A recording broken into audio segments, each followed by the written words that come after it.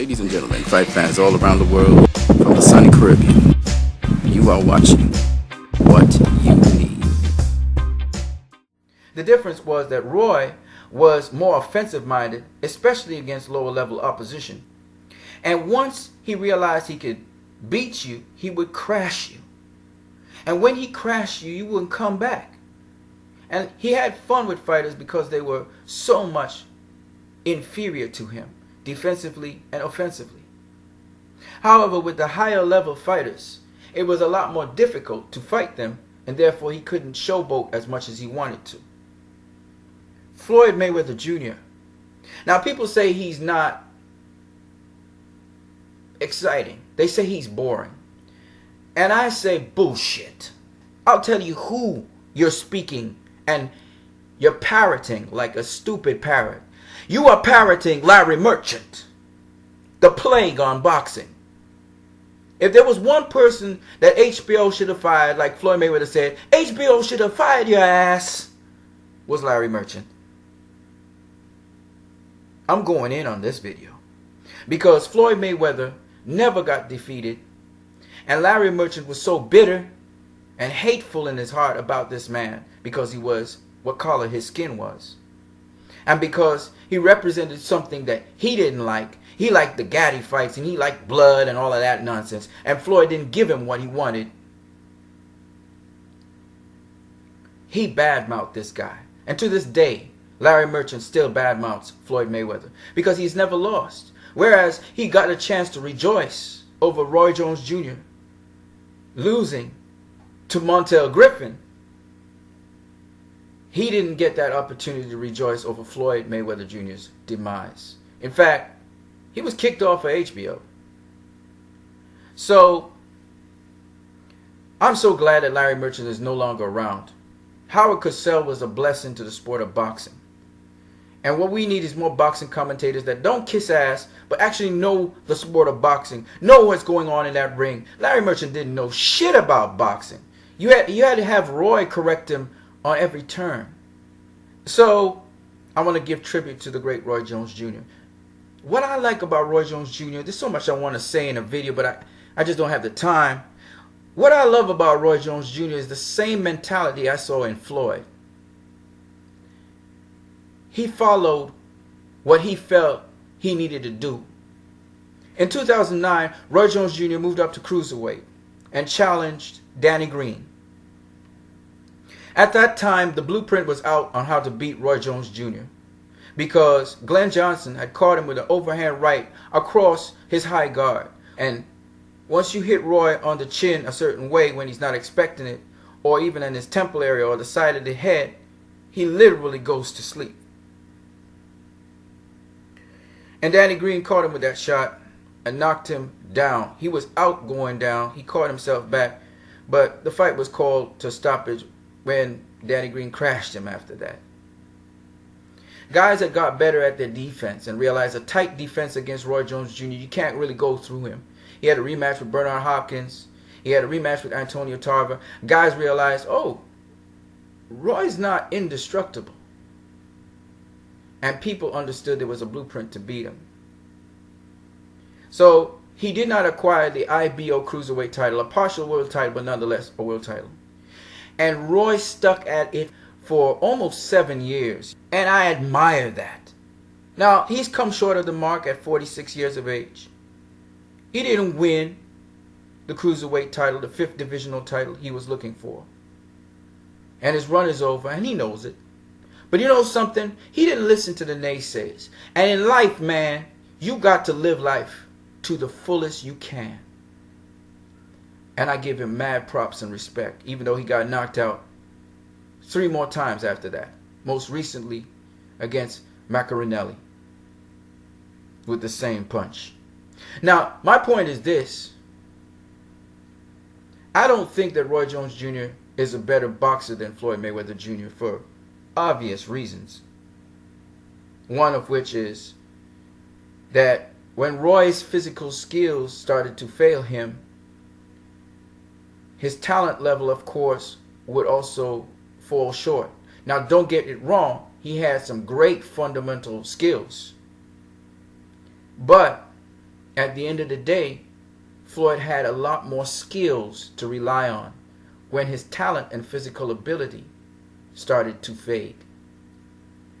And this is the reason why you cannot say that Roy at any point in time was a better fighter than Floyd, not even in his prime. Because Floyd, not only skill-wise, but mental-wise, is on a whole other plane to Roy. And not to say that Roy didn't set that foundation and influence and shape and sculpt what happened with Floyd. Because I'm pretty sure Floyd was inspired by the dedication and hard work that Roy put to the game. And Roy put that foundation under Floyd. Especially after Floyd got his ass handed to him in sparring by Paul Spadafora and realized you got to stay ready. And that was Roy. Roy was a physical specimen that pushed himself to the limit and stayed ready all the time. But I'm just saying that with each successive generation, you can only get better if you really apply yourself and follow the precepts of the previous generation before. And I'm saying, without a doubt, that Roy had an influence on Floyd. And without a doubt, even to this day, I've never heard Roy, even though once or twice he clowned Floyd, but I've never really heard Roy bad talk Floyd. And the major reason why I don't think Roy will ever bad talk Floyd is because he knows who Floyd is. He's a boxer like himself. So why would he bad talk his own style? Why would he bad talk his own way of doing things? Just that Floyd mentally goes places a lot further than Roy. I'll give you one more. And that's why I compare Floyd to Michael Jordan. But I think Floyd is even a higher level than Michael Jordan for a certain reason.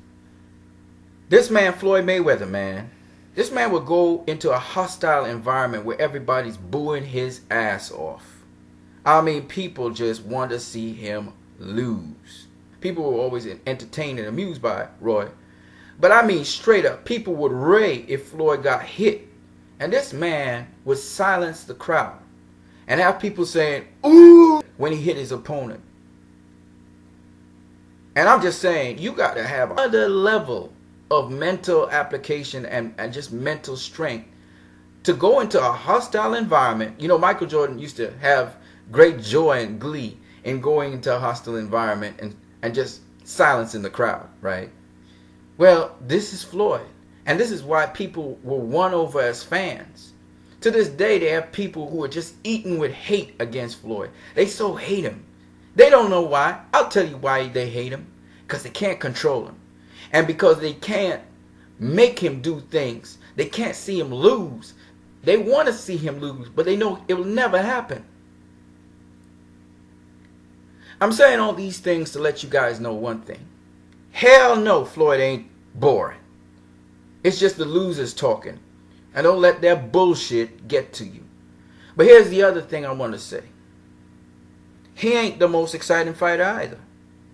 Hell, Roy Jones Jr. was a hell of a lot more entertaining in the ring than Floyd was. With all his bowler punches and stuff. But when it comes to the fundamentals of boxing, ain't nobody touching Floyd Mayweather. Pernell Whitaker was pretty because of the fundamentals of boxing. And guess who Pernell Whitaker's protege is? You got it right. Floyd Mayweather Jr. See, he followed in the footsteps of Pernell Whitaker, Roberto Duran. Guys who were considered little guys that step up to the table and fought bigger guys. Roy Jones Jr. was considered a medium-sized guy that messed with the heavyweights.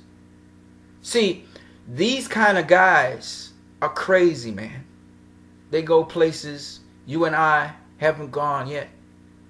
So it's kind of hard for us to appreciate what they've done until years after. You know, people say, oh, he's not better than Sugar Ray Robinson. He's not the best ever. But most of them that say that, it's out of jealousy and hate. That he's done so much and that they couldn't see him lose. And when they finally get over themselves and watch his accomplishments like I did when I started watching Oscar De La Hoya's accomplishments, They will acknowledge the greatness of this man and the greatness of this man. Because you see, what people do not understand is when you have a stupid ass commentator like Larry Merchant talking shit, he can put a negative spin on something that's very positive. If Larry Merchant wasn't around and Harold Cosell was around, believe you me, these two men would be immortalized today. You guys have a great one.